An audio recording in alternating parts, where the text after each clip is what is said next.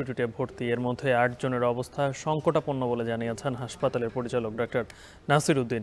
এ নিয়ে আরও জানাতে সেখান থেকে যুক্ত হয়েছেন সহকর্মী আতিক মেজবা লগ্ন। লগ্ন, ব্রিফিংয়ের বিস্তারিত জানাবেন।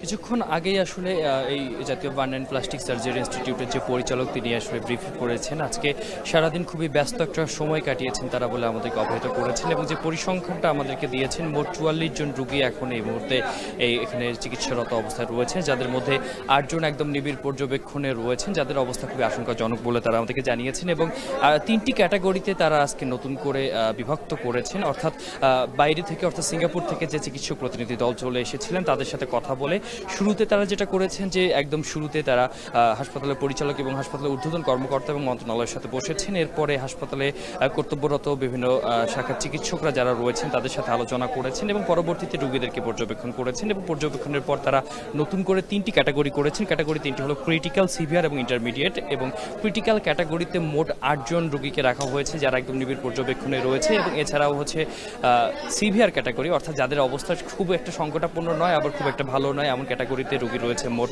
13 জন। এবং ইন্টারমিডিয়েট পর্যায়ে যাদের অবস্থা মোটামুটি ভালো বা যাদেরকে নিয়ে শঙ্কা আপাতত নেই এমন রোগী রয়েছেন মোট 23 জন। এই মিলে মোট 44 জন রোগী এখানে ভর্তি অবস্থায় রয়েছেন। গতকালকে রাত 12:15 একজন মৃত্যুবরণ করেছেন। এই নিয়ে এই জাতীয় বার্ন অ্যান্ড প্লাস্টিক সার্জারি ইনস্টিটিউটে মোট মৃতের সংখ্যা ছিল 11 জন, সেই সংখ্যাটা 11 জন রয়েছে।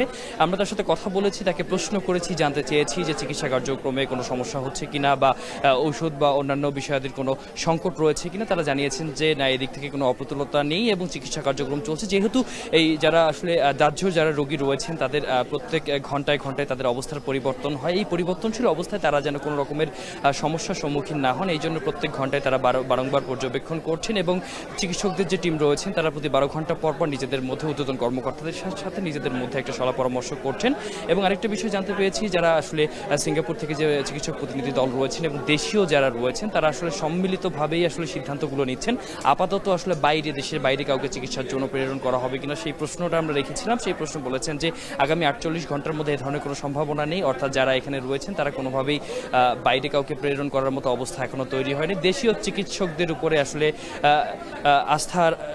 আস্থা রাখার কথা বলেছেন, অর্থাৎ যারা এখানে দেশীয় চিকিৎসক রয়েছেন তারা আসলে এখানে তাদের উপরে আস্থা রাখার কথা বলেছেন। তবে রোগীদের সাথে যারা বাইরে থেকে এসেছেন তারা এখন পর্যন্ত কোনো কিছু বলেননি। তারা বলেছেন যে আরও সময় নেবেন, তারা কতক্ষণ এখানে দেশে থাকবে এই বিষয়টি জানাবেন। তো এই ছিল আমার এখান থেকে সর্বশেষ। পরবর্তীতে কোনো তথ্য পেলে আমরা আপনাদেরকে জানাতে পারবো। বার্ন ইনস্টিটিউট থেকে যুক্ত ছিলেন সহকর্মী আতিক মেজবা লগ্ন। এদিকে মাইলস্টোন স্কুল অ্যান্ড কলেজের সামনে আছেন, সেখানে আছেন সহকর্মী রকিবুল রাহাত। সেখানকার আজকের পরিস্থিতি কি দেখছেন? গতকালকে তো অনেক উৎসুক জনতা সেখানে উপস্থিত হয়েছিলেন, এমনকি উপদেষ্টাদের পর্যন্ত অবরুদ্ধ করে রাখা হয়েছিল। আজকে সেখানকার পরিস্থিতি কি দেখছেন? গালিব, আজকে গতকালের চেয়ে উৎসুক জনতার ভিড় কম, তবে আজকেও যে একদমই উৎসুক জনতা আসছে না তা কিন্তু নয়। উৎসুক জনতা আসছে এবং তারা গতকালকে এখানকার শিক্ষার্থী যারা রয়েছিলেন তারা যে 6 দফা দাবি তুলেছিলেন সেই দাবির কথাই তারা বলছেন। অর্থাৎ এই স্কুলের যে দুর্ঘটনা ঘটলো সেই দুর্ঘটনায় আহত এবং নিহতদের প্রকৃত সংখ্যা কিন্তু অনেকে এসে এখানে জানতে চেয়েছেন। তবে বিশ্ববিদ্যালয়ের কর্তৃপক্ষ কিন্তু আজকে আমাদের এই বিদ্যালয় কর্তৃপক্ষ আজকে আমাদের সঙ্গে কথা বলেছেন।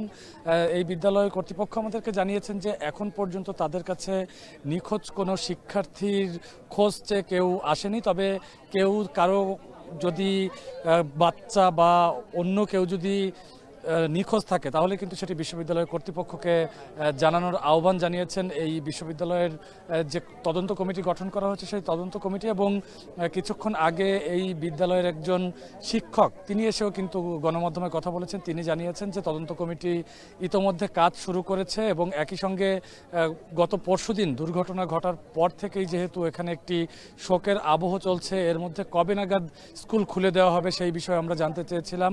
সেক্ষেত্রে স্কুলের শিক্ষক জানিয়েছেন যে রোববার পর্যন্ত তাদের যে ছুটি ছিল সেই জায়গাটিতে এখন পর্যন্ত ছুটির ঘোষণাতেই রয়েছে। এর পরবর্তীতে কবে নাগাদ স্কুল খুলে দেওয়া যাবে সেই বিষয়টি পরবর্তীতে সিদ্ধান্ত নেওয়া হবে বলেই কিন্তু তিনি আমাদেরকে জানিয়েছেন। এবং এখন পর্যন্ত কিন্তু এই ঘটনায় 32 জন শিক্ষার্থী মারা যাওয়ার খোঁজ আমরা পেয়েছি এবং বার্ন ইনস্টিটিউটে অনেকে ভর্তিও করা হয়েছে।